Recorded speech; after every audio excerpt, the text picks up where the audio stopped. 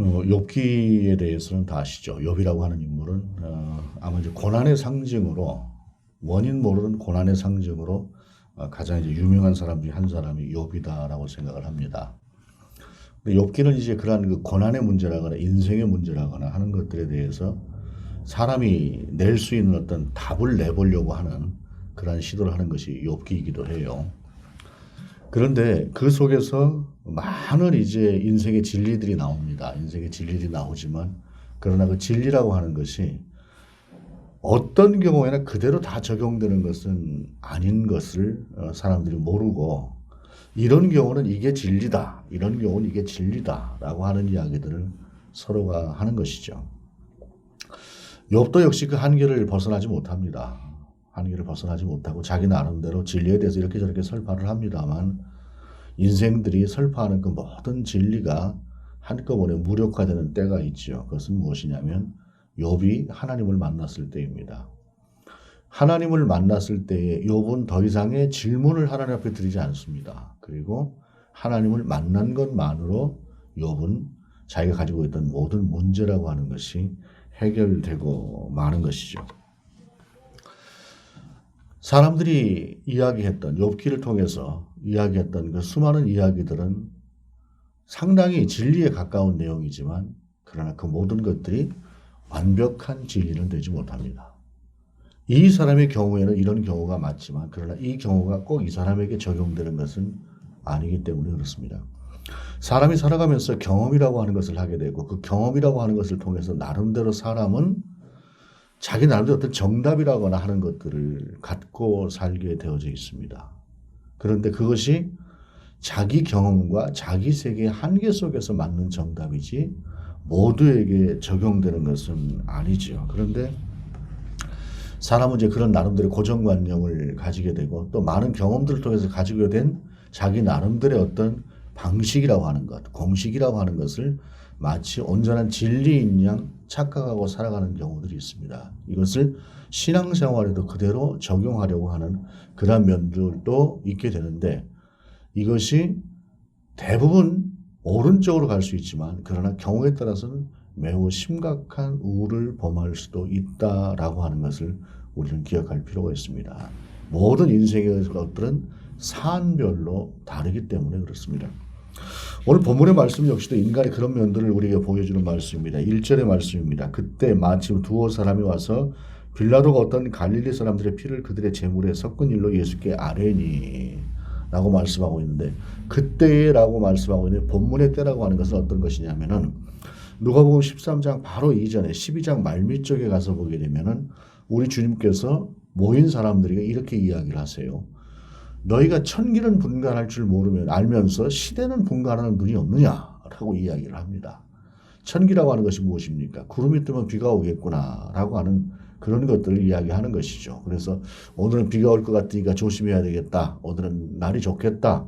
이렇게 하는 그 모든 천기에 대해서는 너희가 그렇게 잘 알면서 그런데 이 시대가 어떤 시대인지 이 시대 가운데 우리는 어떤 삶을 살아야 되는지 이 시대가 제대로 되고 있는지 이런 것들에 대해서는 너희가 왜 모르느냐라고 하는 질문을 우리 주님께서 하신 다음에 그 다음에 또 이제 곧바로 이어서 하신 말씀이 있어요. 그것은 뭐냐면 너희가 누군가에게 고소를 당하고 재판장에게 가게 되면 재판장에게 가기 전에 먼저 사화부터 해라. 화해부터 해라.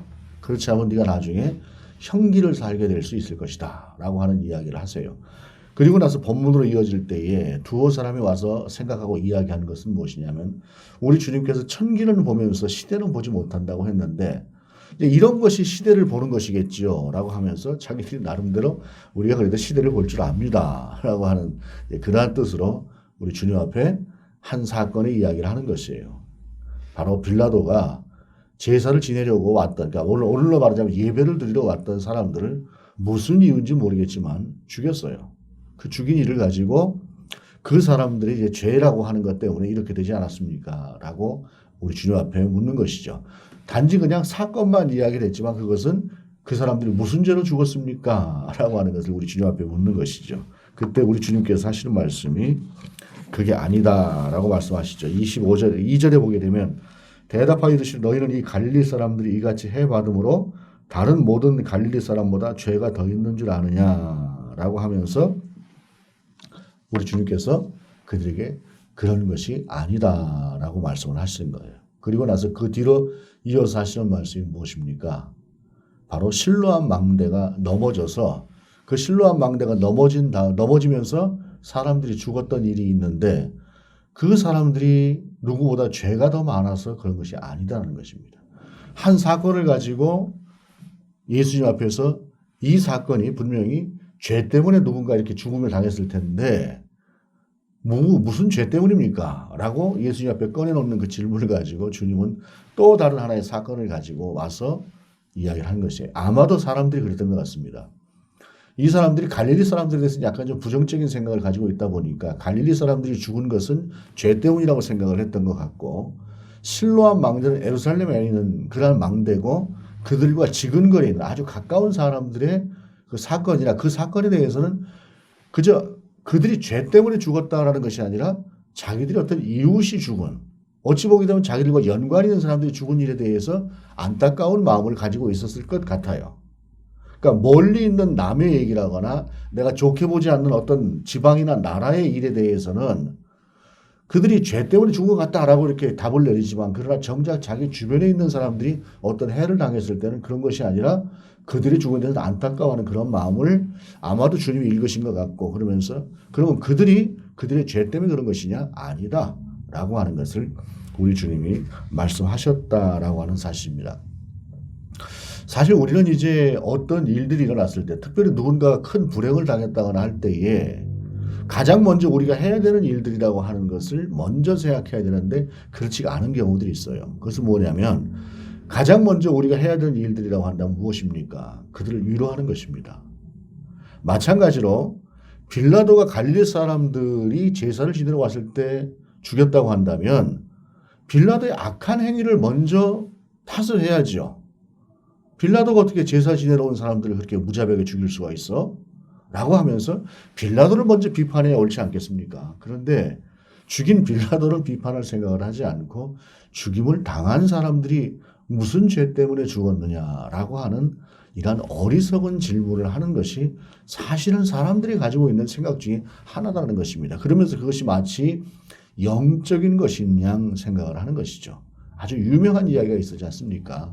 과거에 말레이시아가 그쪽에 쓰나미가 몰려왔을 때에 그들이 가지고 있었던 어떤 신앙의 문제라거나 주일날 예배드리지 않고 놀러 가서 그랬더라거나 하는 쪽으로 그때 당시에 그것이 마치 그 영적인 것처럼 이 떠들고 얘기했던 사람들이 참 많이 있었어요. 대단히 어리석은 이야기죠.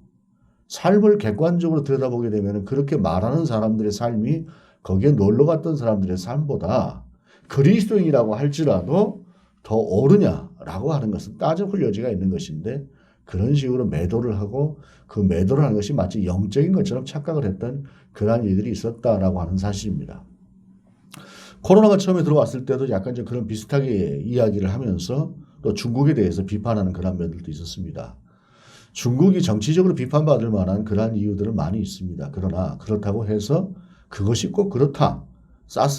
코로나가 꼭 그래서 중국에서 왔다라고 하는 공식이라고 하는 것은 사실 생각이 짧은 공식이다라고 하는 사실이죠. 결국에는 그 코로나가 어떻게 됐습니까?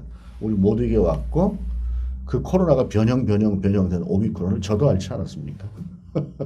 인생이라고 하는 것이 그렇다는 말입니다. 무엇인가를 볼 때에 우리는 그것을 무엇 때문이다. 그리고 무엇 때문이라고 정확하게 판단을 내는 것이 마치 영적이다라고 하는 그러한 착각에서 벗어나는 것들이 참 필요하다라고 하는 사실입니다. 우리 주님은 그렇게 말씀을 하셨어요. 그러면서 그 다음에 하시는 말씀이 회개에 대해서 말씀하십니다. 너희도 회개하지 않으면 그렇게 될 것이다. 그렇게 될 것이라고 하는 것이 그들이 죄 때문에 죽었다라고 하는 것이 아니라 니들이 이야기하고 있는 그 생각처럼 너희가 회개하지 않게 되면 바로 너희들의 죄로 인해서 너희들도 그와 같은 화를 당할 수 있다. 그러니 너희들 자신들부터 돌아봐라 라고 하는 것이 본문을 통해서 우리 주님께서 주시는 그러한 말씀이었다라고 하는 사실입니다. 인과응보라고 하는 것은 하나님께서 우리 가운데 주신 하나의 법칙의 하나인 것은 분명합니다. 사람은 뿌린 대로 거두게 되어 있고 자기가 행한 악이라고 하는 것을 결국에는 돌려받게 되어져 있습니다. 이것이 하나님께서 정하신 법칙입니다. 그러나 중요한 것은 그것이 과정이냐 결과냐라고 하는 것인데 우리 인생에 주어진 모든 것들은 과정입니다. 결과가 아닙니다. 결과라고 하는 것은 무엇입니까? 우리가 하나님 앞에 서는 날, 하나님 앞에 서는 날 우리의 인생을 통해서 하나님께서 최종적으로 우리의 그 삶 자체를 판단하시는 것, 그것이 결과입니다. 마태복음 25장에서 보지 않습니까? 우리가 주님의 이름으로 선지자 노릇했습니다. 주님의 이름으로 병 고쳤습니다. 그런데 주님은 나는 너희를 도무지 모른다고 말씀하시는 것이에요. 여러분, 우리가 주님의 이름으로 무엇인가를 하는 것 같지만 그러나 그 일이 내 일인 경우가 많고요. 우리가 주님의 이름으로 무엇인가를 전하고 판단하기도 하지만 그러나 그것은 내 판단인 경우가 참 많습니다. 그리고 그 판단을 통해서 오히려 자기가 하고 싶은 말을 한다거나 자기가 판단하고 싶은 사람을 정죄한다거나 하는 경우가 적지 않다라고 하는 것을 반드시 기억할 필요가 있습니다. 그러면서 우리 주님은 말씀하시는 것이 너희가 먼저 회개하는 자세가 필요하다라고 하시면서 이 이야기를 가지고 와요. 무화과 나무를 심었다. 무화과 나무를 심었는데 그 무화과 나무에 열매가 이제 맺히는 때가 되어서 주인이 와서 봤더니 첫 해에도 안 맺히고 그 다음 해에도 안 맺히고 3년째가 되는 때에도 무화과 나무가 열매가 없었다. 그래서 그 주인이 그 무화과 나무를 파버리려고 했다라고 주님은 말씀하시는 것이에요. 모든 나무를 심게 되면 유실수를 심게 되면 보통 한 3년 정도부터 열매가 맺히기 시작한다고 합니다. 먹을 만한 열매인지 먹지 못할 만한 열매인지는 몰라도 3년쯤 되고 나면 열매가 이제 맺히기 시작을 하는데 그 뒤부터 이제 어떻게 관리하느냐에 따라서 아주 풍성한 과일을 맺기도 한다 그래요. 그러니까 주인도 이제 올해는 이제 틀림없이 과일이 열리는 때니까 무화과가 열리는 때니까 와서 봤는데 본문에 가면 올해도 그 다음 해에도 적어도 3년간이라고 하는 그 시간을 보았으나 무화과는 어떠한 열매도 맺히지 않았다. 그렇기 때문에 땅만 버릴 수가 없다. 파내버리고 그 땅에 다른 걸 심어야지. 여러분 이것은 대단히 합리적이고 맞는 말입니다. 왜 땅만 버립니까? 땅이라고 하는 것이 얼마나 귀한데 옛날에 시골 가보면은요. 논뚝길에도 콩 같은 거 심어서 땅이 조금이라도 있으면 그 땅 놀리지 않으려고 심는 경우가 참 많았습니다. 요만한 땅만 있어도 심어요. 무엇인가 하나 콩 몇 개라도 얻으려고. 그런데 나무가 한 그루 서 있는 위치라고 한다면 공간이라고 한다면 상당한 크기가 아니겠습니까? 그것도 하나 심었는데 3년 동안 여전히 열매가 맺히지 않는다고 한다면 뽑아 버려야 되는 것이죠. 근데 그때 그 농원지기가 나와서 주인에게 이야기합니다. 올해까지만 두십시오. 제가 열심히 또 거름주고 해서 이 나무가 다음에 내년에는 열매를 맺히도록 한번 최선을 다해보겠습니다. 그런데 그래도 혹시 내년에도 열매가 안 맺히면 그때 뽑아주십시오. 라고 부탁을 하는 거예요. 우리 주님이 왜 이야기를 하셨을까요? 니들이 남일 갖고 판단하지 그것이 마치 영적인 것처럼 생각하지 그런데 너희의 현실이라고 하는 것은 열매 맺힐 때가 됐는데 3년을 내려와 봐도 열매 맺히지 않고 있는 그러한 무화과 나무가 똑같다는 말이야.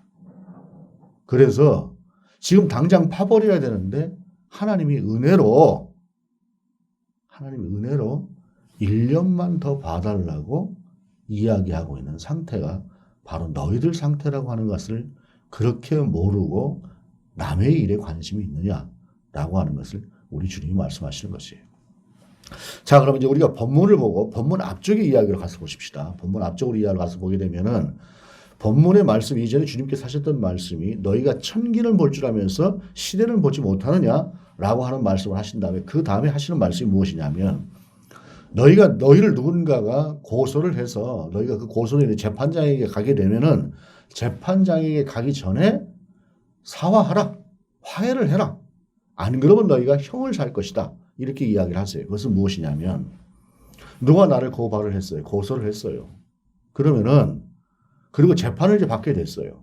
재판을 받게 되면 결과라고 하는 건 뒤집을 수가 없는 것입니다. 그런데 그때도 여전히 나는 내가 잘했다고 하는 예를 들어서 내 감정적인 부분이라거나 이런 것만 믿고 나는 뭐 잘한 게 없어. 못한 게 없어. 라고 하지 말라는 것이에요. 적어도 재판을 바로 받으러 가는 상태가 되었다고 한다면 내가 정말로 잘했는지 잘못했는지를 면밀하게 돌아보라는 것입니다. 제대로 돌아보고 나서 그 다음에 하나하나씩 돌아보게 되면 아, 이거는 내가 잘못한 것이구나 생각이 들 것 아니겠습니까? 그러면은 그때는 네 고집을 버리고 그 부분이라고 하는 것을 가서 너를 고소한 사람이 가서 이야기를 하고 정리를 해서 화해를 하라는 것입니다. 이 이야기가 무엇입니까? 감정적으로 그저 생각적으로 보게 되면 내가 잘한 것 같을 수 있어요. 그러나 제대로 나 자신과 어떤 한 사안을 객관적으로 들여다보게 되면 이것은 내가 잘한 것인지 상대가 잘한 것인지 우리가 알 수 있습니다. 그만한 지각이 있습니다. 그런데 사람은 자기 입장에서만 이야기를 하려고 자기 입장에서만 이해를 하려고 해요. 그런데 이것은 아무런 이해관계가 없다라거나 어떤 판결을 받기 전에는 서로가 그렇게 언쟁을 높이면서 서로 내가 잘했다고 우길 수 있습니다. 그러나 재판이라고 하는 건 정확한 것 아니겠습니까?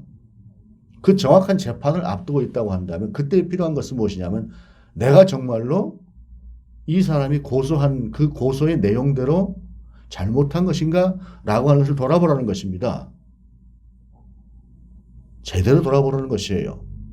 오늘 본문 속에서 우리 주님이 말씀하신 회개라고 하는 것도 마찬가지입니다. 우리가 평소에 주님의 이름으로 살고 내가 그리스도인인 것처럼 그렇게 분명히 살아갑니다. 그러나 내가 주님의 이름으로 말했던 것들, 그리스도인으로서 어떤 모양을 갖추고 살아가는 그 삶의 내용이라고 하는 것들, 그것들이 과연 맞는 것인가? 라고 하는 것을 돌아보라는 이야기죠.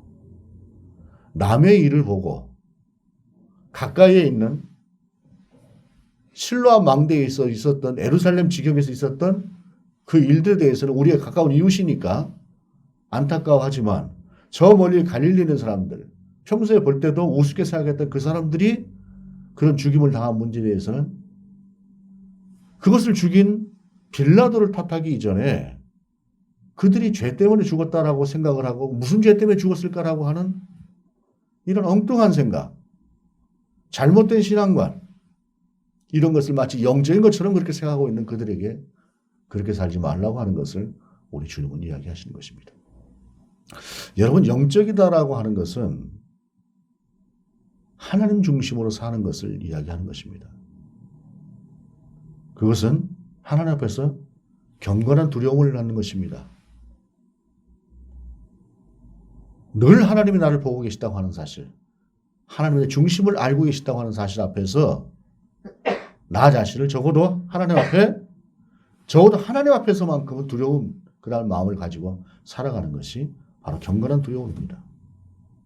그리고 겸허한 돌아봄.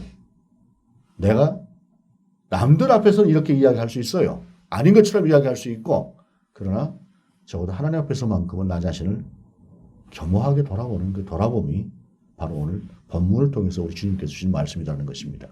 언젠가도 제가 한번 소개를 한 것 같습니다. 오래전입니다. 그때 당시에 여당 당대표였던 어떤 분이 있었습니다. 그래서 별로 좋지 않게 봤습니다. 그분에 대해서. 그런데 어느 날 그분이 어느 교회의 헌당 예배에 참여를 해서 기도하는 순서를 갖게 되었습니다. 그분이 장로였습니다. 평소에 제가 가졌던 감정은 장로가 저래? 이런 생각을 가지고 있었어요. 근데 그분이 그 헌당 예배 때 기도를 하는데 그 기도의 내용 중에서 제가 탁 와닿는 부분이 있었습니다. 그것은 뭐냐면 하나님, 우리가 밖에서 피 흘리는 죄를 짓고 사는 사람들일지라도 이전에 와서 그것을 회개하고 돌이키면 하나님 그때 우리를 용서해 주십시오. 그 기도를 하더라고요. 여러분, 정치라고 하는 것이 그런 것 아니겠습니까? 자기 진영의 유익을 위해서 때로는 수단과 방법을 가리지 않고 상대를 공격합니다. 정말로 전쟁과도 같은 거죠. 그러다 보면은 무고한 피를 흘리는 경우도 없지 않습니다, 분명히. 근데 그 사람은, 그 장로님은 제가 분명히 볼 때 무고한 피를 흘리는 사람 중에 한 사람이었어요. 그러나 그는 하나님 앞에서만큼은 진실한 기도를 하는 사람입니다. 경건한 두려움, 겸허한 돌아봄이라고 하는 것은 우리의 삶이라고 하는 것이 생존 경쟁을 위해서 때로는 그와 같은 정글을 사는 삶처럼 살아낼 수 있습니다. 그러나 하나님 앞에서만큼은 나 자신을 온전하게 내려놓고 마치 세리가 저는 죄인입니다라고 하는 그러한 기도를 했던 것처럼 그렇게 돌아보는 돌아봄이 있어야 한다는 것을 말씀하시는 것이 오늘 본문 속에서 주님이 말씀하시는 내용의 핵심이다라고 하는 사실입니다. 우리가 세상을 살면서 온전하게 산다라고 하는 건 중요하지요. 그러나 그렇게 살기 힘든 것이 세상입니다. 그러나 그럼에도 불구하고 우리가 하나님 앞에서만큼은 나 자신을 온전히 돌아보는 돌아봄이 있어야 된다는 것입니다. 세상을 향해서 어떤 통찰력이 있는 것처럼, 영적인 통찰력이 있는 것처럼 자기 자신을 드러내려고 했던 그들 가운데 그런 탁월한 통찰을 내가 원하는 것이 아니라 내가 원하는 것은 고요하고 잠잠하게 너희들 자신을 돌아보는 것이다 라고 하는 것을 우리 주님이 말씀하셨다라고 하는 사실입니다. 여러분, 우리가 살아가는 세상, 그리고 그 세상 속에서 우리의 모습은 어떤가요? 하나님의 공의로 볼 때 3년을 내리봐도 열매를 맺지 못하고 있는 무화과 나무와 같은 인생이 바로 우리들의 인생일 수 있습니다. 어쩌면 우리의 인생은 이제 잘라버려야 되는 그때를 이미 지나고 있는 그때에 그럼에도 불구하고 1년 더라고 하는 우리 하나님의 그 은혜로 말미암아 살아내고 있는 그런 삶일 수도 있다라고 하는 것을 기억할 필요가 있을 것입니다. 특별히 사순절이라고 하는 기간은 바로 그와 같은 돌아봄을 통해서 하나님과 나와의 관계를 다시 한번 회복하고 하나님께로 나아가는 기간이 되는 것입니다. 여러분, 우리가 겉으로 살아가는 모습과 실제로 우리가 살아가는 모습은 많이 다르지요. 저 역시도 거기에서 예외가 될 수 없을 것입니다. 그런데 여러분, 적어도 우리가 하나님 앞에서만큼은 온전한 나를 하나님 앞에 내려놓고 돌아볼 수 있는 그 돌아봄의 시간이 필요하다고 하는 사실입니다. 이것이 오늘 본문이 예수 그리스도께서 우리를 향해서 그리고 질문하는 그들을 향해서 회개하라고 하는 그 회개의 내용이다라고 하는 사실입니다. 정직하게 우리 자신을 돌아보고 적어도 하나님과 나 사이에서만큼은 가식이 없는 그러한 삶으로 나아갈 수 있는 저와 여러분이 될 수 있기를 원합니다. 기도하시겠습니다. 주님, 우리가 하나님 앞에 정직한 삶을 살아가는 사람들이게 하시옵소서. 겉으로 무엇인가 있는 것처럼 그렇게 나를 드러내려고 하는 삶이 아닌 하나님과 예수 그리스도 앞에서만큼은 성령이 주시는 마음으로 온전히 우리 자신을 살필 줄 아는, 그리고 회개할 줄 아는 우리가 되게 하시옵소서. 주 예수 그리스도의 이름으로 기도드립니다. 아멘.